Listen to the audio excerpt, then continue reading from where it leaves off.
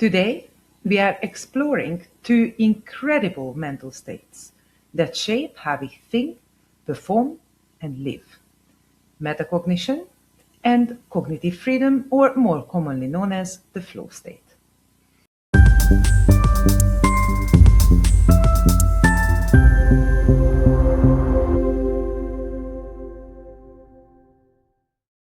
While both optimize our brains, they operate in completely opposite ways.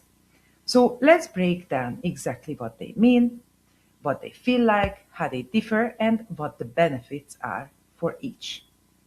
First, let's take a look at metacognition, or we can call it the observer.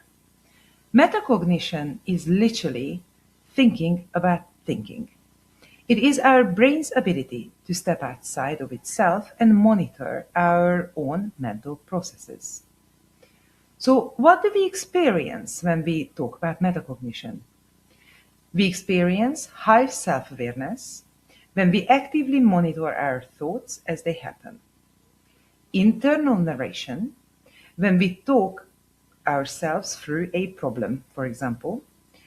Analytical evaluation when we catch our own biases or mistakes in real time.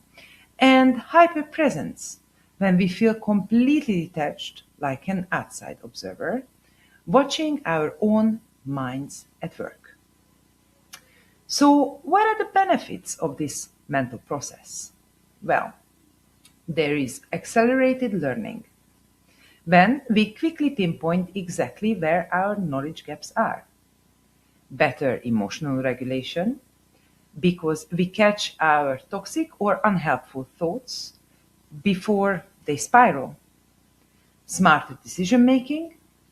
We avoid impulsive choices by evaluating our biases upfront. Adaptive problem solving when we easily switch strategies when our current plan is failing. Now, metacognition heavily relies on the prefrontal cortex. This area acts as our brain's executive control center, if you will. When we practice metacognition, this region works closely with the interior cingulate cortex, a part of the brain that acts like a detector error system, alerting us when our thoughts or actions do not match our goals, for example. Next, let's take a look at what cognitive freedom or the flow state is. Well, cognitive freedom or the flow state is total immersion in an activity. It occurs when our skill level perfectly matches an activity, causing our brain's ego center to temporarily quiet.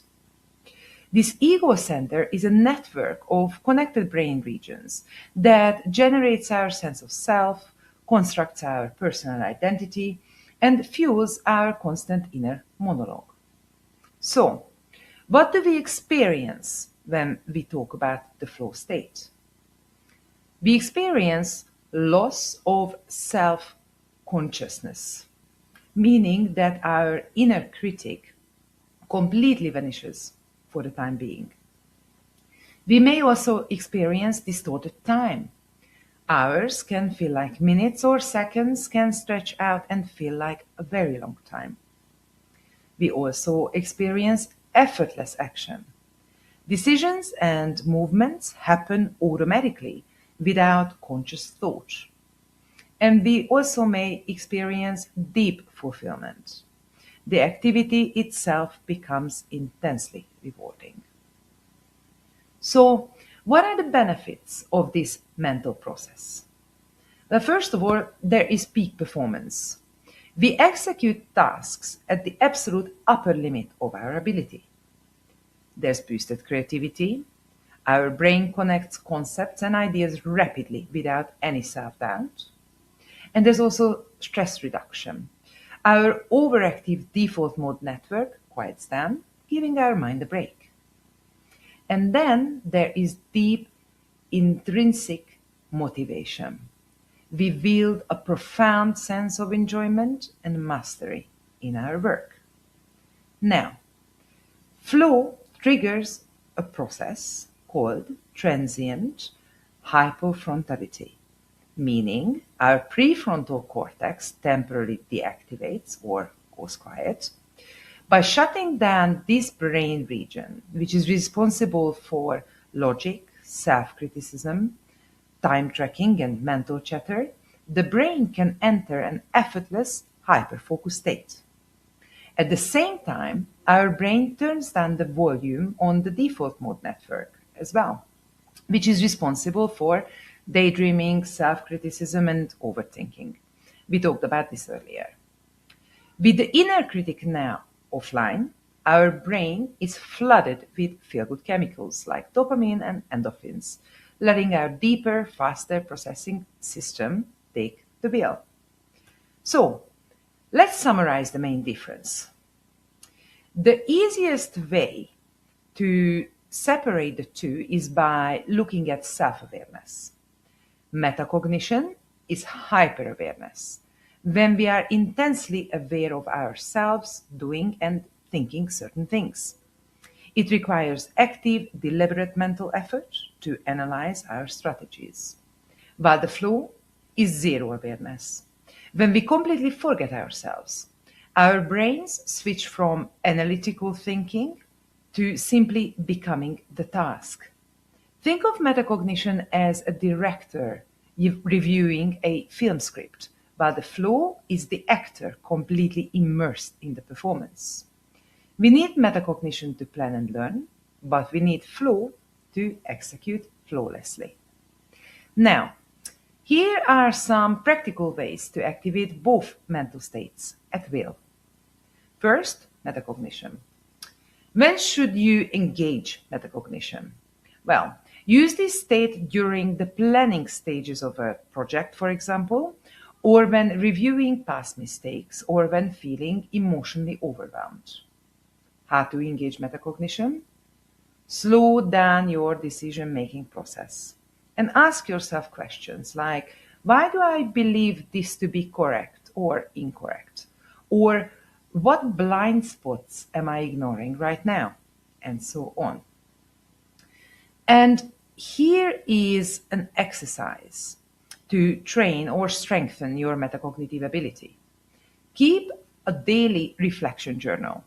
Write down decisions you've made during the day and trace the exact thought process that led to them. Now, this exercise is very empowering because it is very revealing. Now, let's talk about the flow state. When should you engage flow state?